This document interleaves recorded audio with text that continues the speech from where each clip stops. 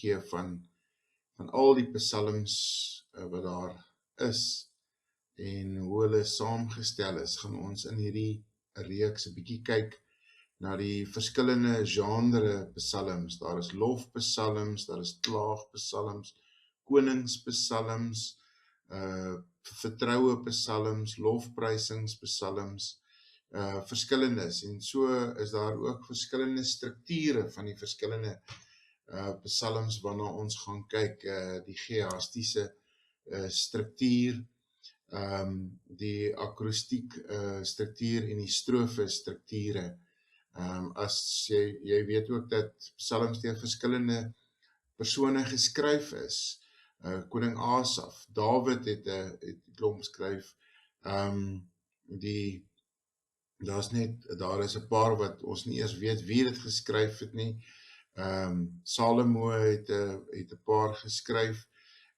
So Moses het geskryf en Dawid het natuurlik die meeste geskryf. So is daar ook verskillende boeke natuurlik. Daar is 5 verskillende boeke wat in die psalmbundel bymekaar gesit is wat hulle sê dat dit volgens die Pentateeg, die eerste 5 boeke van die Bybel vir ons beskryf word. So ons gaan so 'n bietjie na verskillende strukture kyk. As jy na Psalm 105 nader na hom toe gaan, dan sal jy sien dis 'n lofpsalm en hoe hy uiteengesit word en dat daar verskillende in die poësie verskillende parallelle is, metafore is. As ons van nader kyk en na die Hebreëse teks kyk, sal ons sien watter verskillende poëtiese wonders word eintlik vir ons gegee in hierdie teks. En ons gaan so 'n bietjie meer daarvan leer om dit te kan verstaan en te kan raak sien en wat dit beteken om die boodskap daarvan uit te kry. Jy sal die notaboek wat ons beskikbaar stel by die gemeente vir jou aanskaf. Ons gaan nie hierdie keer dit digitaal beskikbaar stel nie. So handleiding gids kos so R100 en is redelik volledig en dit bestaan uit 3 dele, as ek net vinnig daaroor kan praat. Die eerste deel is die deel wat ons in ons kursus gaan begin tot en met bladsy so 66, wat baie oor die Hebreëse poësie gaan. En dan van bladsy 67 af kry jy bylaag C, wat meer inligting gee oor die verskillende strukture van die psalm. So al 150 psalms hanteer ek hier in die gids, en jy kan min of meer sien wat is die indelings, en in jou eie tyd kan jy daardeur werk. En dan die laaste deel, derde deel, handel oor op bylaag D, bladsy 237, handel oor die hoe om 'n psalm in die eerste persoon oor te skryf. So dat dit nie net 'n teoretiese deel is nie, maar dat dit ook 'n boek en 'n kursus is wat jy kan gebruik en ook in jou stilte tyd en ook leer hoe om dit te gebruik. Kom ons gesels so 'n bietjie oor wat gaan die volgende 5 weke gebeur. Ons gaan vandag so 'n bietjie stil staan by sommer net waardering van die Hebreëse poësie en wat dit beteken, en om so 'n bietjie dit dieper te verstaan. Miskien is dit so 'n bietjie tegnies vir jou, 'n paar moeilike name, maar dit is nogal nodig, want as mens onthou dat dit in die vorm van poësie vir ons aangebied word, dan is daar sekere dinge wat ons laas op skool omtrent geleer het in ons matriek Afrikaans, oor hoe om gedigte te verstaan en te analiseer en sekere patrone raak te sien. So ons gaan so 'n bietjie dieper nou daarin, en dan gaan ons by volgende geleentheid gaan ons bietjie na die geheelbeeld van die psalmboek kyk, en veral fokus op Psalm 1 en 2, wat soort van die inleiding is tot die hele psalmboek.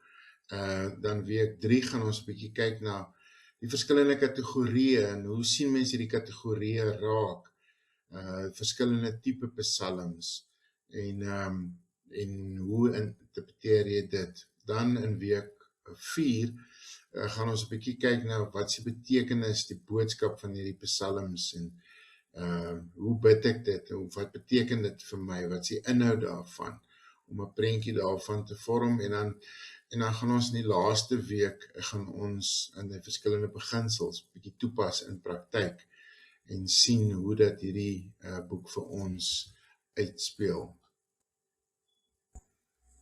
Ek wil begin met jou gesels na aanleiding van 'n boek wat Dietrich Bonhoeffer geskryf het. En nou Dietrich Bonhoeffer was 'n Duitse teoloog wat deur die Tweede Wêreldoorlog gegaan het. En hy het 'n baie eenvoudige prayerboek of the Bible geskryf oor die boek Psalms, waar hy 'n paar belangrike opmerkings maak wat ek net so 'n bietjie met jou wil deel voordat ons begin. Die eerste is dat volgens Bonhoeffer is die Psalms is die gebedeboek wat Jesus gebruik het. Met ander woorde, is dit nie wonderlik dat ek en jy hier Psalms lees, wetende dat Jesus hier dieselfde Psalms gelees het, dat dit van die Psalms was wat hy fisies gebid het. En soos die Jode nou maar groot dele uit die Ou Testament, soos die Pentateeg, moet uit hulle koppe uitleer, was die Psalms ook iets wat baie bekend was aan hulle. En die lesers van daai tyd het nie die voorreg gehad om die Psalmboek sommer op hulle selfoon te gehad het, of sommer net 'n klein Bybeltjie by die huis om die aand te gaan lees nie. Hulle het maar dalk by die tempel 'n perkamentrolle gehad waarop die Psalms neergeskryf was, wat hulle moes maar geluister het as die rabbi of die priesters dit gelees het, en dan moes hulle dit maar onthou. So hierdie was Psalms wat hulle gebid het en wat hulle gesing het uit hulle koppe uit. So dit was die gebedeboek van Jesus. Die Psalms leer my en jou ook om te bid. Ons wat so sukkel met woorde, ons wat groot dinge nie so mooi kan verwoord nie, sommer maar net om te luister na hierdie en te lees deur die psalmbundel. Die derde is dat die hele doel is dat veral van die poëtiese skryfstyl, om sekere emosies by jou los te laat. As jy nou Psalm 88 gaan lees, dan sal jy sien, daar's amper geen hoop in daai Psalm nie. Daar's nie 'n ligpunt nie, daar's nie 'n punt waar die skrywer kom en sê, jy weet, dit is nou swaar en so gewees, en dan skakel hy oor en sê, ja, maar die Here het nog dit of dat. Nee, Psalm 88 is net swaar. En dit is amper waarmee ons kan assosieer baie keer in ons gebedslewe. Dat ons nie die lig sien nie, dat ons nie kan sien wat die Here wil, wat die antwoord is nie. So, daar's verskillende emosies wat 'n mens belewe as jy die Psalms deurwerk. Daar's natuurlik ook die moeilike Psalms, die dele wat 'n ou sukkel om te verstaan, die vyand waarvan die Bybelskrywers praat. Wie is hulle en wat is die omstandighede? Wat is die sits en leven? Met ander woorde, die wêreld waarin hierdie Psalm ontstaan het. Dan natuurlik sê Bonhoeffer vir ons dat Psalms is iets wat in die kerk gebid moet word, wat gelowiges saam moet kom om te bid. Ja, dit is natuurlik in jou binnekamer, daar bid jy, lees jy jou woord, maar wanneer ons saamkom as gelowiges, is dit wat ons moet sing, is dit wat ons moet aanbid. En ongelukkig het ons nie die oorspronklike die musiek van Psalms nie, maar ons weet dat dit liedere was wat gesing is en gebid is.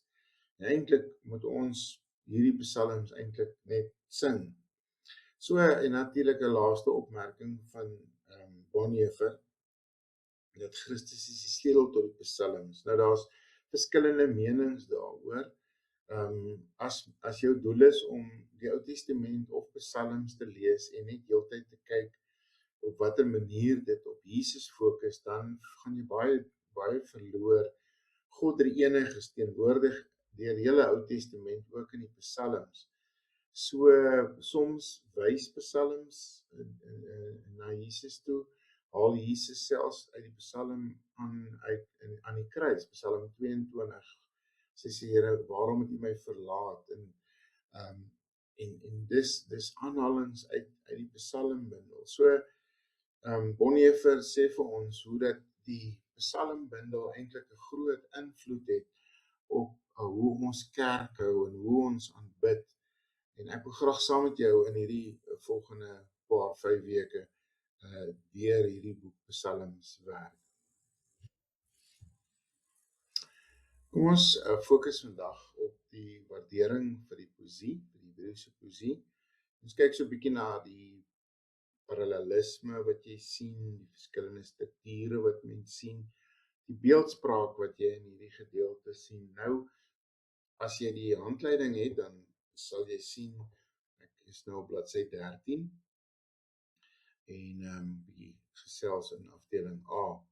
So wat is Hebreëse poesie? Nou, Hebreëse poesie verskil natuurlik baie van Engelse poesie, en waaraan ek en jy nou al baie gewoond is, of Afrikaanse poesie.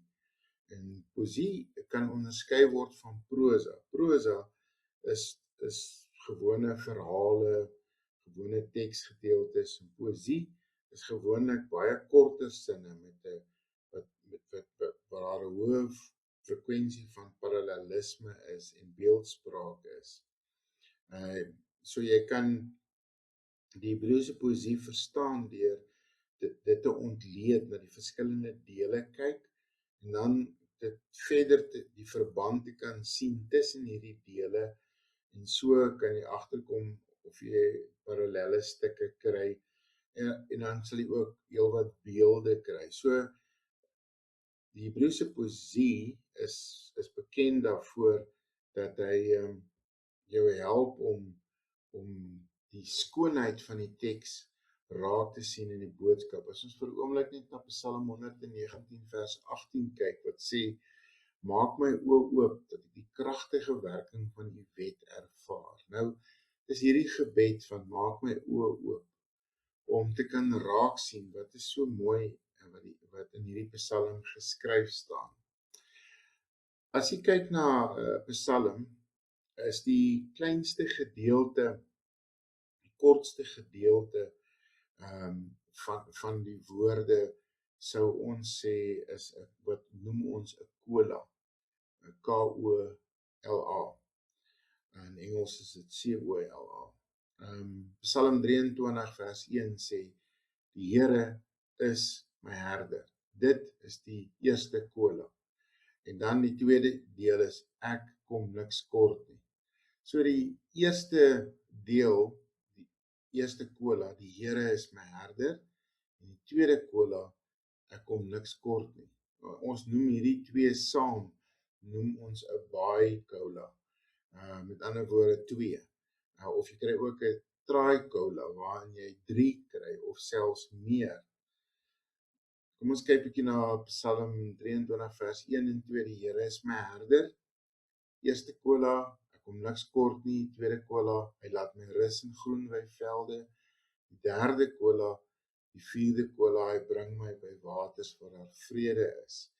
So kry ons die verskillendes, en dan sal ons nou begin sien hoe dit hulle by mekaar aansluit. Nou, is baie mooi in jou Bybel, kan jy gaan kyk, jy sal sommer sien, dit word op 'n ander vorm gedruk as jou gewone teks.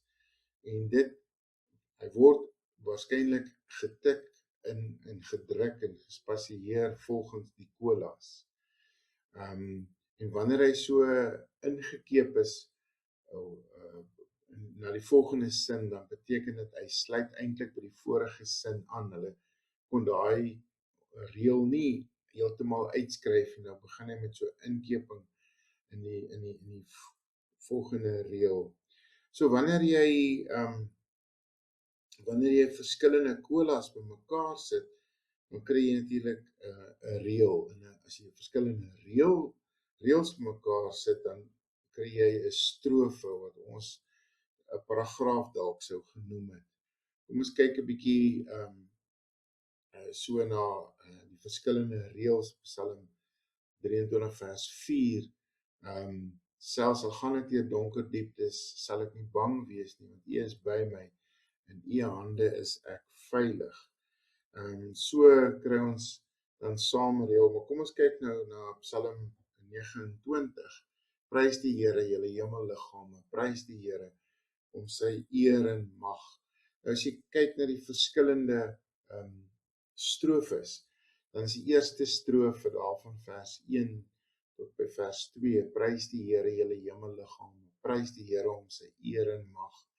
Prys die Here om die eer van sy naam, buig vir hom, die Here buig sy heilige verskyning.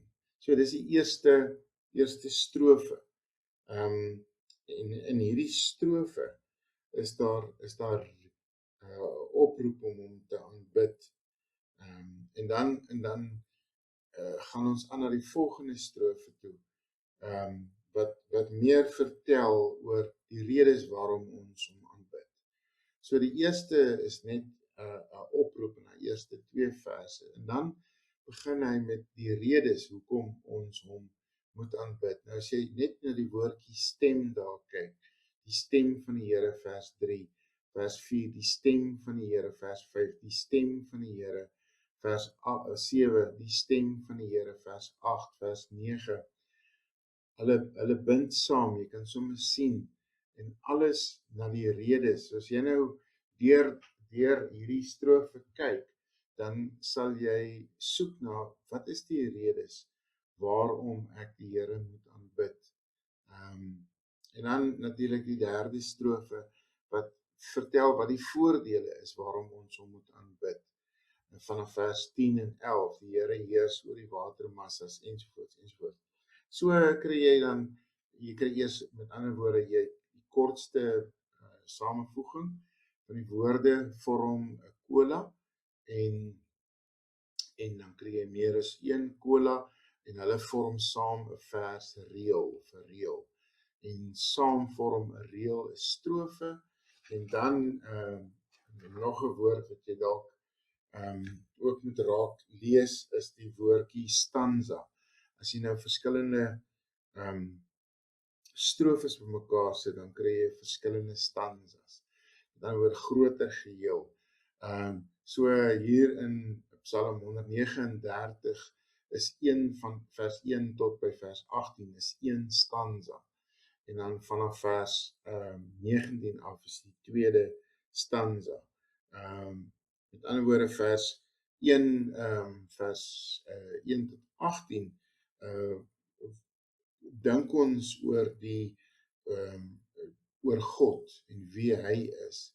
En as die tweede deel gaan, dan is dit ons reaksie op God, hoe ons God antwoord.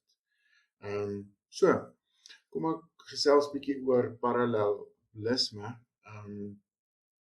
Dit is wanneer twee reëls met mekaar ooreenstem, maar tog verskillend is. Psalm 117 sê, prys die Here alle nasies, en dan die tweede reël sê, die tweede kolom sê hy, loof hom alle volke. Dan sê jy sien, prys die Here en loof hom, is parallel met mekaar, en alle nasies en alle volke is parallel met mekaar. So hy sê dieselfde ding, hy sê dit net op 'n nuwe manier. En daar's eintlik 3 verskillende maniere hoe mens parallelisme identifiseer in die Hebreëse poësie. Nou die heel eerste is dat die klank is dieselfde, maar ongelukkig het ons nie daai kennis, of ons is nie so bewus van die Hebreëse taal en van daai antieke tyd, hoe hulle gepraat en hoe hulle gesing het. So die dit klink dieselfde, kan ons nie vandag meer identifiseer nie. Maar ons kan agterkom dat dieselfde grammatika word gebruik, of ons kan agterkom dat daar dieselfde betekenis is. So Psalm 117 help ons om ietsie te verstaan. Hy sê dieselfde ding. Nou C.S. Lewis het oor parallelisme gepraat en gesê dis eintlik maar dieselfde ding wat met verskillende maniere gesê word. Maar dis nie heeltemal so nie. Dit is 'n meer 'n verfynde manier hoe hy dit die tweede keer sê. Kom ek vat nog 'n voorbeeld, Psalm 103 wat vir my sê ek wil die Here loof met alles wat in my is, wil ek sy heilige naam loof. So hy begin deur, hy sê dit 3 keer op 'n manier, maar hy haal die werkwoord, en ek het die Engelse aanhaling van die ESV, daarso English Standard Version, vir jou aangehaal, waar die woordjie seën insit, maar hy word nie herhaal in die volgende reël nie, en dan word hy weer herhaal in die derde reël. Bless the Lord, O my soul, and all that is within me, bless thy holy name. So, of his holy name. So met ander woorde, ek wil die Here loof, en dan gaan hy brei hy uit sê met alles wat in my is, en dan wil ek sy heilige naam. So jy sal agterkom, dit is 'n soort van herhaling, maar dis nie dieselfde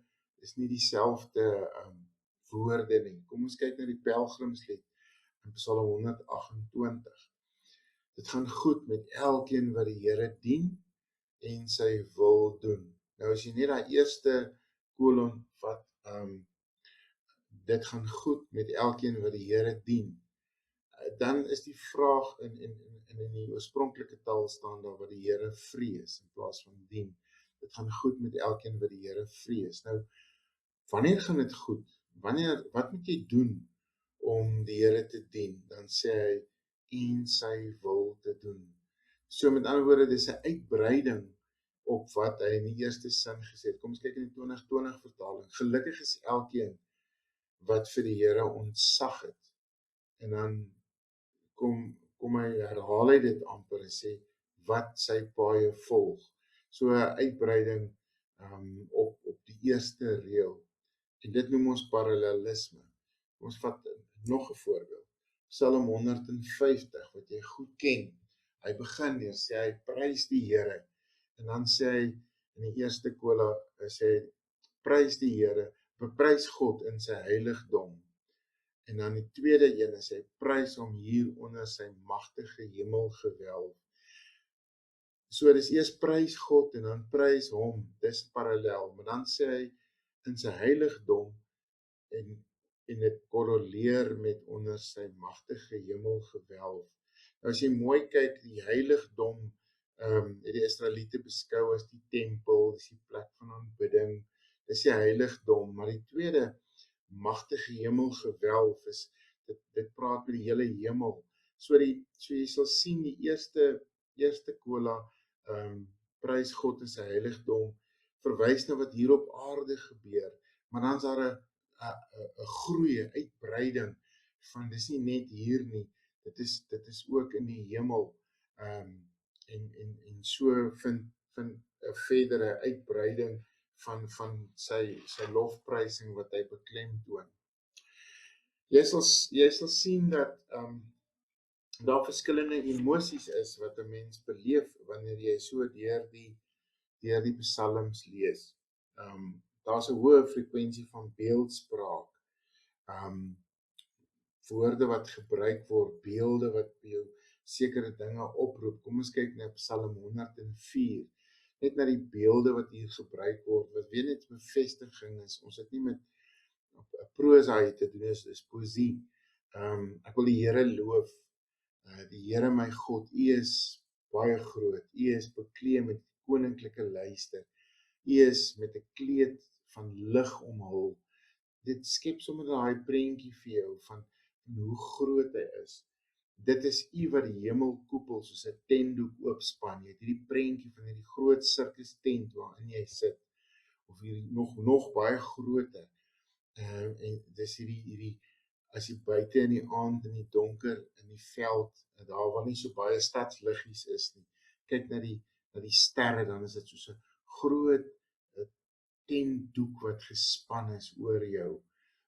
Vers 3, en vir u 'n woonplek ingerig het oor die waters daarbo, u wat op die wolke ry, op die vleuels van die wind.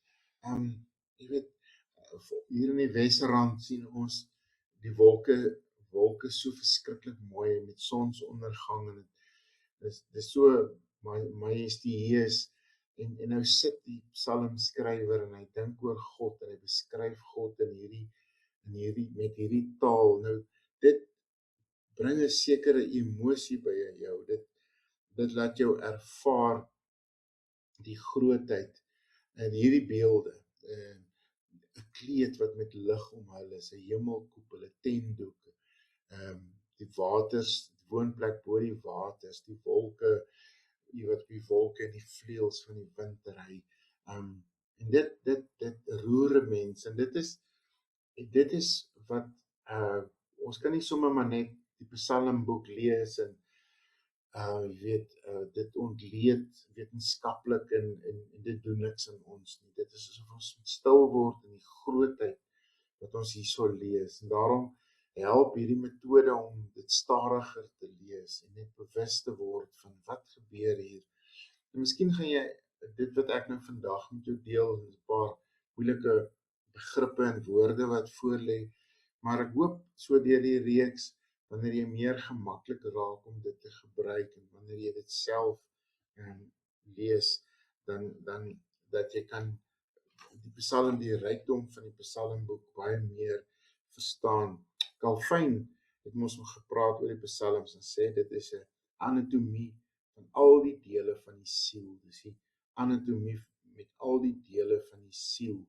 Het Johannes Calvin na verwys.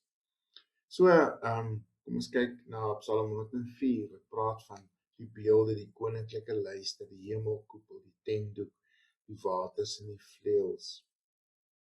Maar natuurlik, as mens nou na hierdie boek lees, dan moet 'n mens daarom ook onthou, dit is mos nou baie eeue terug geskryf. Dis 'n totale ander antieke wêreld gewees, wat vir hulle toe beelde was, wat ons nie vandag meer beelde gebruik nie. Ons sal vandag verskillende beelde gebruik wat bekend is aan ons. Hier op pad Kreersdorp toe is daar 'n robot wat 'n voortrekker weg wat verskriklik lank vat om oor te slaan, juis omdat daar soveel paaie by mekaar aansluit. En toe ek hier gekom het met ons Gauteng of Transvaal, dan het ek geleer hulle praat van die vakansierobot of die lang naweke robot.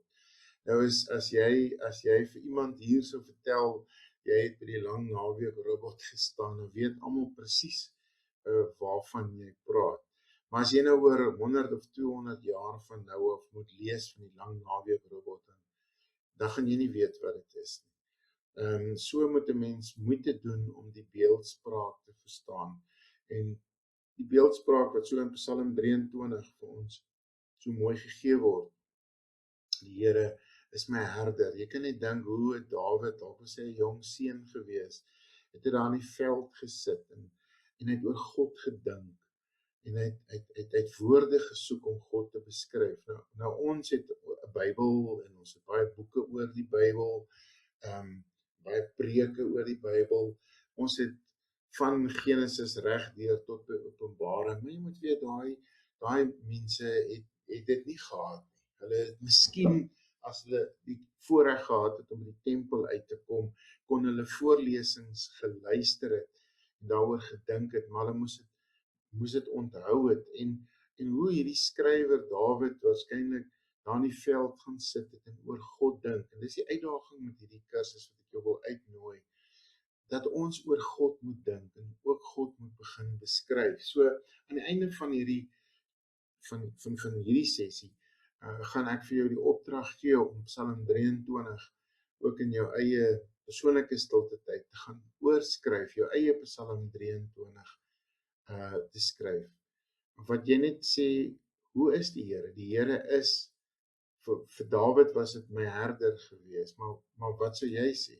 Die Here is my, wat ook al, ek kom niks kort nie. Hy laat my rus, wat sou mens sê, in ons taal, hy laat my rus daar op Ballito Bay se strand, of hy laat my rus in die Kruger Wildtuin by 'n watergat, of hy bring my by waters waar daar vrede is.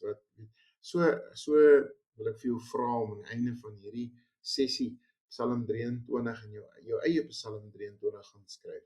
Maar net terug na die die Here is my herder, die beeldspraak. So hy gebruik die beeld wat bekend is in daai tyd, en daarom begin ek altyd by die antieke beelde wat hy gebruik. Kom ons kyk na 'n verdere beeld. U laat my by 'n feesmaal aansit terwyl my teestanders moet toekyk. U ontvang my soos 'n eregas. Ek word oorlaai met hartlikheid. Dit is nou in die 83 vertaling. Die 2020 vertaling het weer teruggegaan na die meer oorspronklike taalgebruik. U dek vir my 'n tafel voor my oë vir my teestanders. U verfris my kop met olie.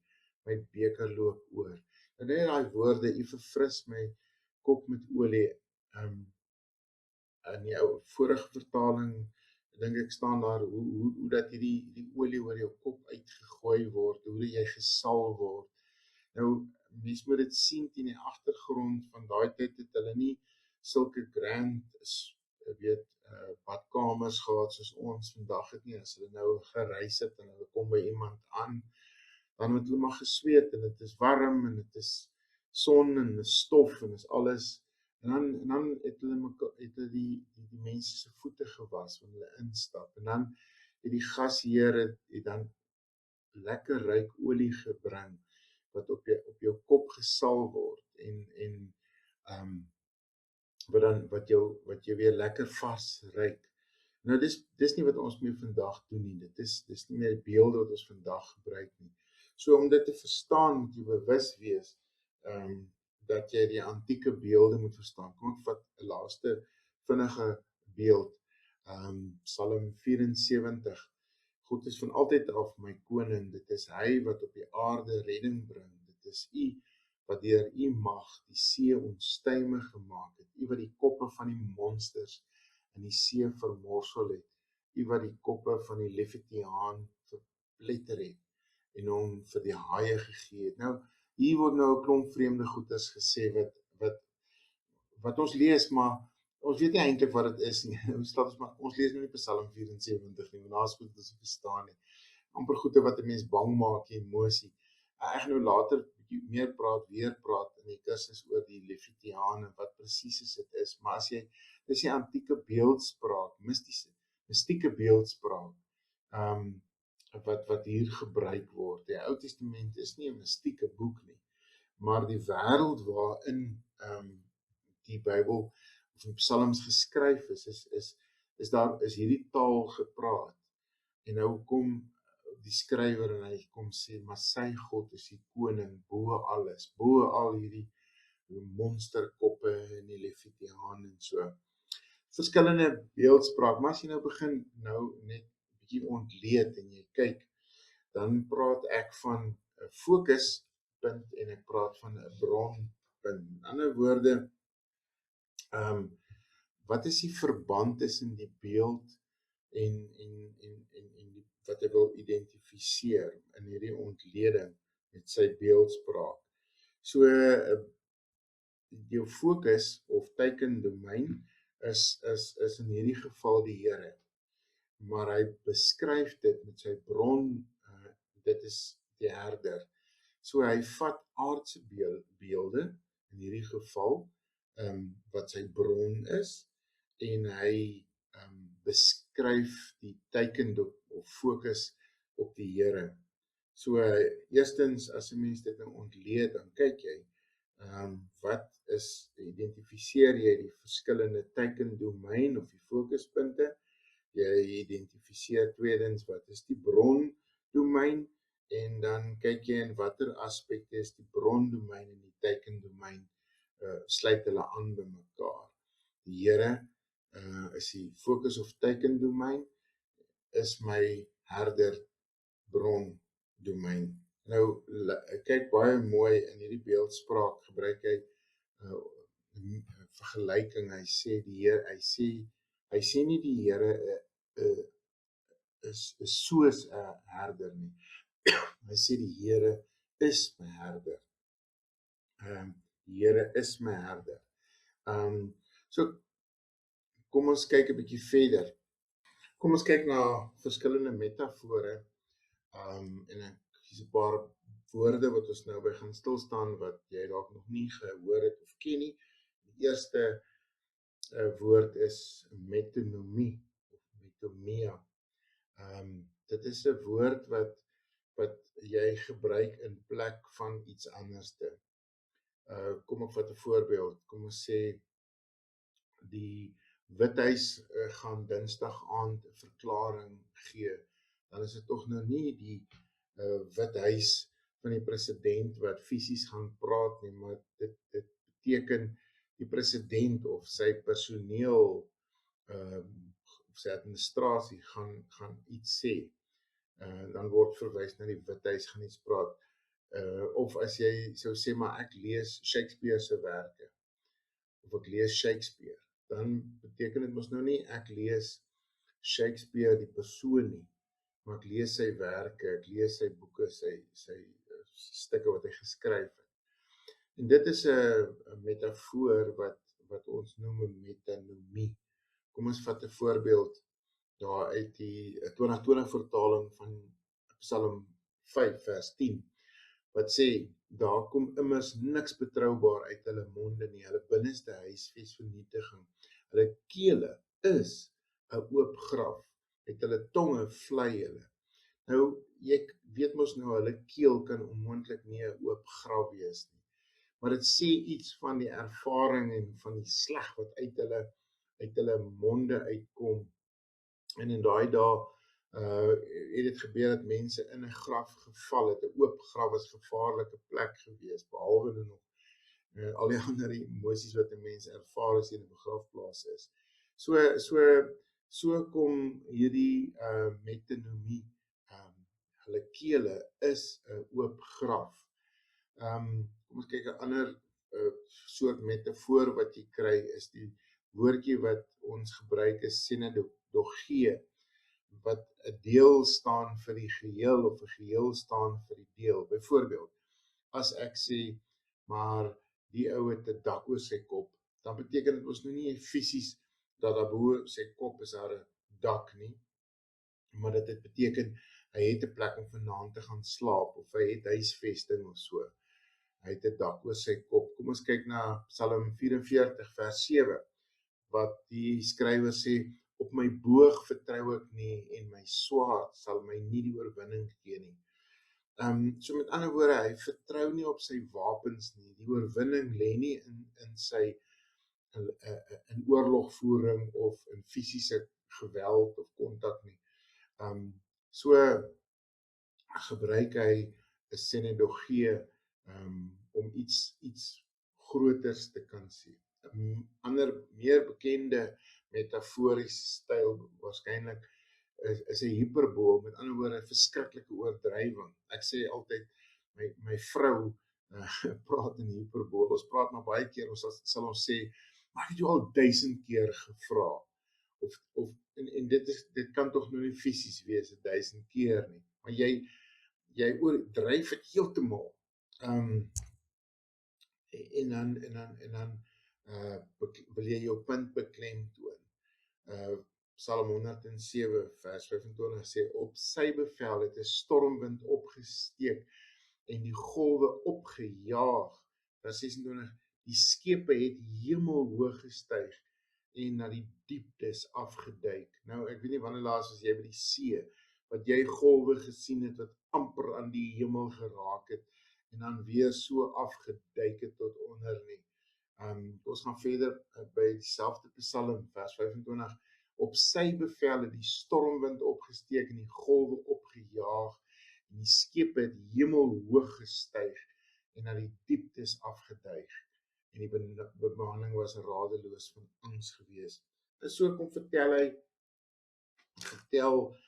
hierdie hiperbool ekstreme voorbeelde vir ons, dat hy sy punt probeer maak. Kom ons gaan verder en ons kyk 'n bietjie na die verskillende patrone. En jy gaan natuurlik, wil ek net weer sê, jy gaan nie alles onthou nie, jy gaan dalk nie nou alles verstaan nie. Dit is baie detail, maar soos ons deur hierdie 5 weke gaan hierdie grondwerk vir jou meer bekend word in jou praktiese. So, wanneer jy nou begin na die Psalm te kyk, en jy deel dit in volgens die verskillende kolas, baie kola, traaikola, wat reël vorm, en verskillende reëls vorm saam strofe, saam strofes vorm weer 'n stanza, en dan begin jy patrone te kyk. So jy kyk na die beelde wat hy gebruik, en dan kyk jy na die verskillende parallelisme wat ons daarso kry, en dan volg jy die patrone. Nou jy sal hierdie patrone nog onthou van jou skooldae, as jy 'n gedig moes ontleed. Kom ons kyk na die lineêre patroon. Met ander woorde, dit volg net op mekaar. A gaan na B, gaan na C, gaan na D. Dit volg net lineêr op mekaar. Kom ons kyk na Psalm 2 wat sê: dit is ek wat hom as my koning gesalf het op Sion, my heilige berg. So die eerste kolon, dit is ek wat hom as my koning gesalf het. En dan volg hy op Sion, my heilige berg. So volg hierdie lineêre patroon. Kom ons kyk dieselfde voorbeeld by Psalm 104 wat sê, vers 27, hulle is almal van U afhanklik. U gee hulle kos op hulle tyd. U gee en hulle eet. U maak U hand oop en hulle kry meer as genoeg. Maar as U terugtrek, is dit klaar met hulle. As U hulle asem wegneem, is hulle dood en word hulle weer stof. So elke keer gaan net al erger en erger. Hulle is almal van U of God afhanklik. U gee hulle iets om te eet. Dit is 'n lineêre patrone. A, B, C. Elke keer word iets niets gesê en word daarop gevolg. Kom ons vat nog, ek kyk bietjie weer net na Psalm 150. Vers 1, Halleluja, loof God in sy heiligdom, loof hom in sy magtige hemelkoepel. Met ander woorde, loof die Here in die heelal. Vers 2, loof hom oor sy kragtige dade, loof hom na die omvang van sy grootheid, loof die Here vir al sy dade. Dan gaan hy na vers 3, loof hom met die geskal van ramshoring, loof hom met die harp en die lier. Dan gaan hy verder, hy sê, loof hom met instrumente, en so het hy die instrument van die koordans, die tamboerijn, die snaarinstrumente en die fluit, die klank van simbale, lineêr, en dan uiteindig eindig hy op 'n hoogtepunt. Alles wat asem het, moet die Here loof. Dan word hy loof die Here alles skepsel. So dit is 'n lineêre patroon waar hy elke keer opbou. Kom ons kyk na 'n parallelle patroon. Waar jy A, B en C en dan weer 'n A, B en C kyk. So Psalm 19, die hemel getuig van die mag van God. Die uitspansel maak die werk van sy hande bekend.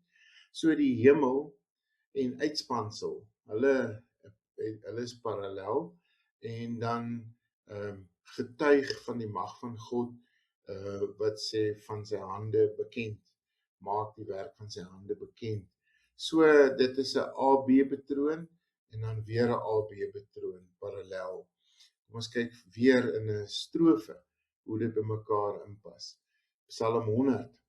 Juig tot eer van die Here, almal op aarde, dien die Here met blydskap, kom voor hom met gejubel. Dit is 'n oproep om die Here te loof. Loof die Here. Dis die A.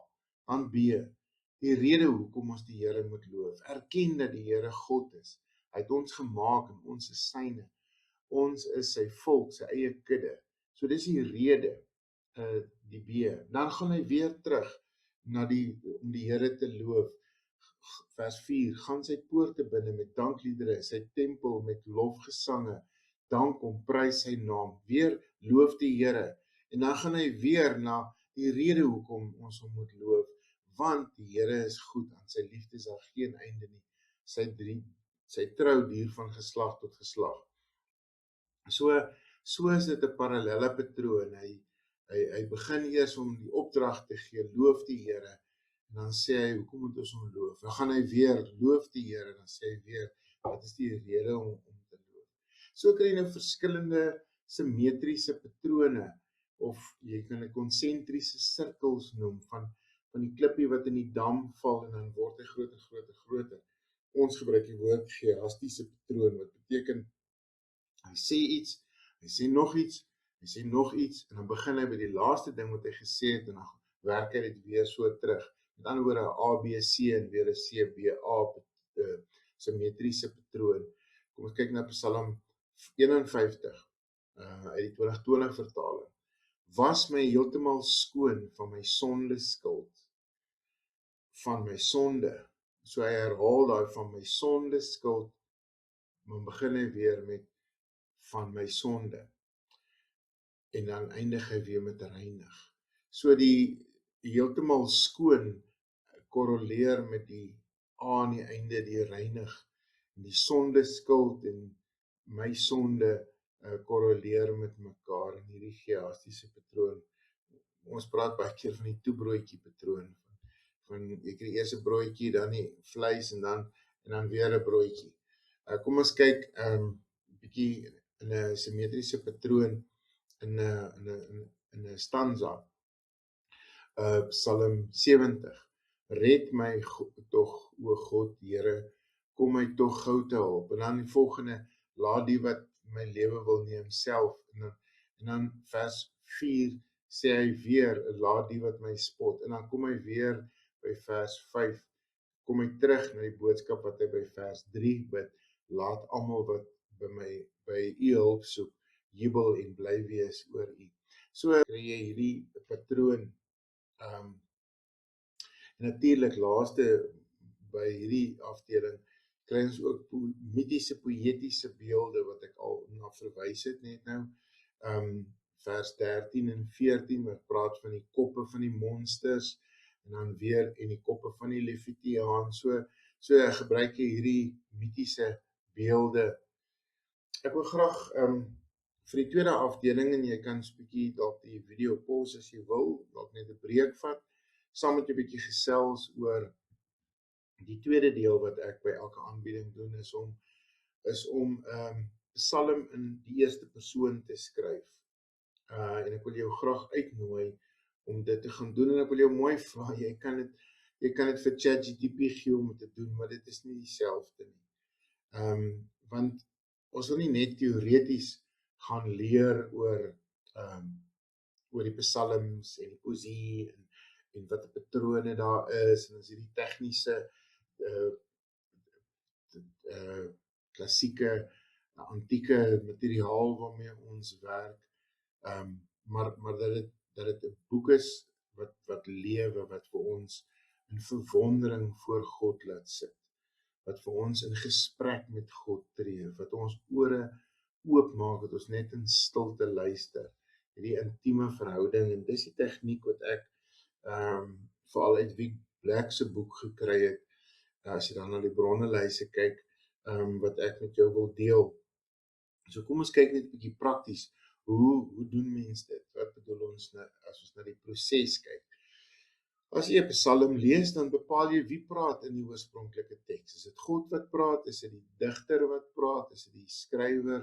Is dit die vyand? Wie praat hierso op hierdie oomblik? En dan verander jy die derde persoon in verwysings na die eerste persoon. Verander jy dit na ek en my na die eerste persoon toe. En dan is dit belangrik om te jy hou by die oorspronklike betekenis. Jy gaan nie 'n ander inhoud aan die teks gee nie. Jy skryf as direkte aangespreekte. Jy behou die emosie en die styl van die psalm. Jy gaan nie dit so verander dat dit nou vreemd is nie. Jy skryf dit maar net na die eerste persoon toe en dan sal jy sien daar is implisiete dinge wat soms genoem word wat jy meer eksplisiet duidelik maak. En natuurlik moet jy aan die ander kant net versigtig wees om nie net oordrewe uitbreidings te maak. So kom ons vat 'n voorbeeld. As jy dit nou hardop vir jou gelees het, Psalm 27, kom ons begin net daar. Die Here is my lig en my redder, vir wie sou ek bang wees? Die Here is my toevlug, vir wie sou ek vrees? Psalm 27, die Here is my lig en my redder, vir wie sou ek bang wees? Die Here is my toevlug, vir wie sou ek vrees? Sien jy die parallelisme daarso? Die Here is my lig, die Here is my toevlug. En dan sê hy weer, vir wie sou ek bang wees? En dan volgende een sê hy, vir wie sou ek vrees? So, herhaal hy dit, maar hy sê dit in ander woorde. Maar nou is die vraag, wie praat hier? En hoe sit jy dit oor in die eerste persoon? Die Here is my lig en my redder. Kom ons kyk. Ek is die Here, jou lig en jou redder. Vir wie hoef jy bang te wees? Ek is jou toevlug. Vir wie hoef jy te vrees? Jy is sommer net dadelik agterkom as jy dit lees en hierna luister. Dit is baie meer direk. Die Here is my lig en my redder. En hierso sê, dis asof die Here self met jou praat. Ek is die Here. Ek is jou lig. Ek is jou redder. Vir wie hoef jy bang te wees? Ek is jou toevlug. Vir wie hoef jy te vrees? Kom ons gaan verder in dieselfde Psalm. Vers 2. As misdadigers op my afstorm en my doodmaak, my teestanders en my vyande, dan is dit juis hulle wat struikel en val. Al sou 'n leer teen my stelling inneem, sal ek nie bang wees nie, of bang word nie. Selfs al sou die aanval op my begin, sal ek nog steeds vertroue hê. Dink maar net 'n bietjie baie, hoe bid ons vir verlossing? As ons siekte het, of siekte in die familie, of probleme het, dan bid ons dat die Here vir ons uitkoms moet gee. En as jy nou na hierdie Psalm, net hierdie 2 verse kyk, as die misdadigers op my afstorm, weet, dan dink jy net, hoe in hoe wêreld het daai mense gelewe?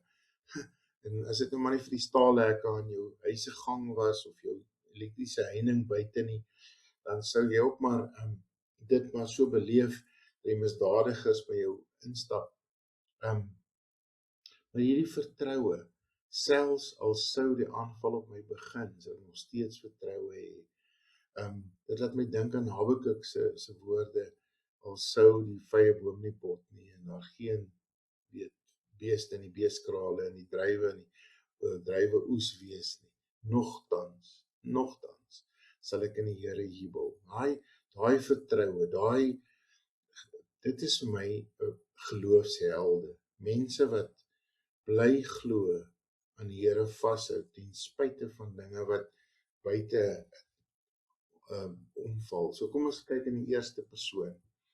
Wanneer misdadigers op jou afstorm om jou dood te maak, en wanneer jou teestanders en vyande teen jou opstaan, is dit juis hulle wat struikel. So is baie meer wat die Here direk met jou praat. Kom ons gaan in vers 3 en 4 toe. Al sou 'n leer teen jou stelling inneem, sal ek nie bang word nie. Selfs al sou die aanval op my begin, sal ek nog steeds vertroue hê.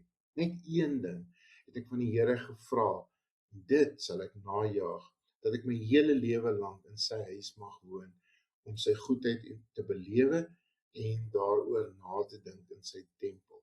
En jy net dink, wat is daai persoon se belewenis van die Here, van God? Net een ding het ek van die Here gevra, en dit sal ek najaag. Net een ding, om in sy huis te mag woon, om sy goedheid te belewe. En dan dink jy, hoe kompartmentaliseer ons baie keer die Here? Ons sit hom in 'n kompartement, en dit is ons Sondaglewe, dit is ons stilte tyd. Ons is nou hier besig, die kamerdeur is toe, en nou is ek met die Here besig, en net maak ek die kamerdeur oop, en ek gaan en en die lewe gaan aan. Of maandagoggend begin en die lewe gaan aan. En dit is hoe hierdie mense gedink het, wat die psalms geskryf het. En dit is wat ek vir jou wil uitnooi om te deel te maak van jou belewennisse en denke oor God. So kom ons kyk net vir 'n oomblik hoe klink dit in die eerste persoon. Al sou 'n hele leer teen jou stellinge neem, hoef jou hart nie bang te word nie. Selfs al begin die aanval teen jou, kan jy my steeds vertrou. Daar is een ding wat jy van my vra, en dit sal ek najaag, dat jy jou hele lewe lank woon in my huis. In my huis mag jy woon, om my goedheid te beleef en daaroor na te dink, in my tempel.